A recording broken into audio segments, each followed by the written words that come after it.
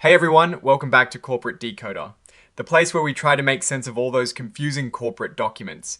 And trust me, the one we're looking at today has some juicy dividend details hidden within its official filings. If you appreciate getting straight insights from these documents, make sure you are subscribed. And we also have a Discord community linked in the description where we break down more of these filings. So Triumph Financial Inc. has dropped a new report, and it has got a little something for dividend lovers. We're diving into their latest updates to see what is really going on. This report is all about their latest dividend declaration. It might sound simple, but these things can tell us a lot about a company's health and its commitment to its shareholders. It is basically Triumph Financial Inc. telling us they are planning to pay out some cash to people or entities that own their preferred stock. Okay, so who are we talking about here? This is Triumph Financial Incorporated, a company based in Texas. They're involved in financial services, and as we'll see, they have different types of stock, including preferred stock, which is what this announcement is all about. Now, let's look at how their stock is traded. They have regular common stock, which you might recognize by the ticker symbol TUFIN. This stock is traded on the New York Stock Exchange. This is the typical stock most people think of when they talk about a company's shares. But here is where it gets interesting for this report. They also have something called Series C preferred stock. Think of preferred stock as a bit like a loan that the company has to pay back with interest, but it is still considered stock. This specific Series C stock pays a fixed dividend, a set amount of money at a rate of 7.125%. Most people don't own this directly, but through what they call depository shares. These depository shares represent a small piece, a 40th of a share of that preferred stock. This is also traded on the New York Stock Exchange under the ticker symbol TUFINPR. Alright, let's get to the main point of this filing, the dividend announcement. This comes under other events, which usually means something important and timely has happened. So, on the 28th of November 2025, Triumph Financial announced that their board of directors decided to pay a quarterly cash dividend. This dividend is for their Series C preferred stock. For each full share of Series C preferred stock, they're paying $17.81. Now, remember, most people own this through those depository shares. So, for each depository share, which is just a small piece of the preferred stock, they're paying $0.44525. This is a regular payment every 3 months. The important dates to note are when you need to own the stock to get the dividend. You have to be a shareholder on the 15th of December 2025, and the dividend will actually be paid out on the 30th of December 2025. This is pretty standard procedure for dividends. They've also included the full press release that details this announcement as an exhibit. This means if you want to see the exact wording they used, you can find it attached to this official filing. Now, like many corporate filings, this one includes a section on forward-looking statements. This is essentially a legal disclaimer. They're saying that when they talk about their hopes, plans, or predictions for the future, these are not guarantees.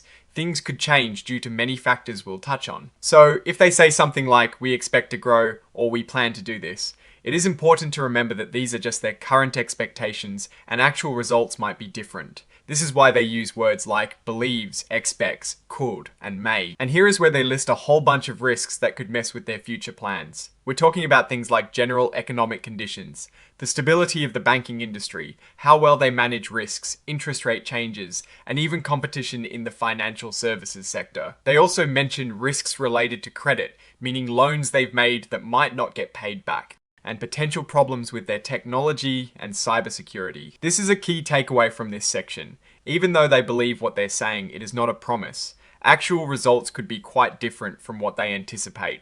They're basically saying, "we're telling you what we think will happen, but don't bet your house on it." They further emphasize that these are just estimates, not certainties. They are warning you directly not to put too much faith in these predictions. If things don't pan out as expected, it is not their fault, according to this statement. This is another crucial legal protection. They only stand by what they say on the date they say it.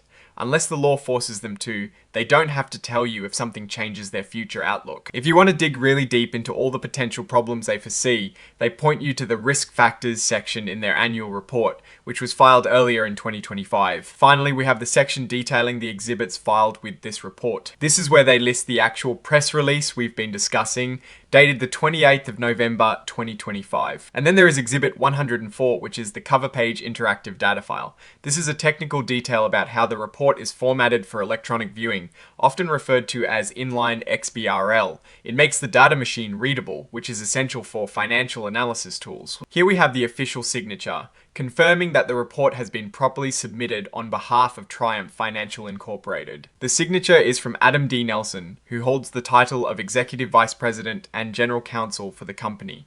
This essentially means he is the top legal officer and his signature validates the document. And of course, the date of the filing is the 28th of November 2025. So what is the big picture here? Triumph Financial is clearly signaling stability and a commitment to returning value to its preferred shareholders. By declaring this dividend, they are confirming that despite the many risks they outline, they have enough confidence in their current financial standing and future prospects to pay out cash. This is a positive sign, especially for those holding the preferred stock. It suggests that the company's core operations are generating enough profit to cover these dividend payments comfortably.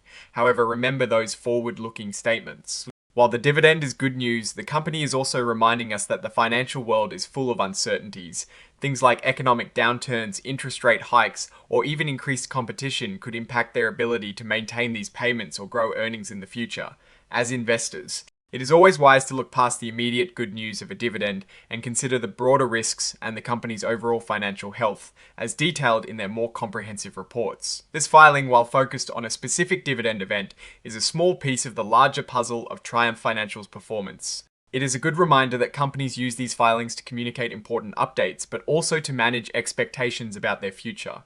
Alright, that is our breakdown of Triumph Financial's latest filing. What is your take on these dividend announcements and what they say about the company's direction? Do you think the risks they outline are significant enough to worry about? Drop your thoughts in the comments below. If this analysis was valuable, hitting that like button really helps us out, and make sure you subscribe for more deep dives into corporate documents. And don't forget to check out the Discord community linked in the description for more discussions and insights. Thanks for watching, and we'll see you next time on Corporate Decoder.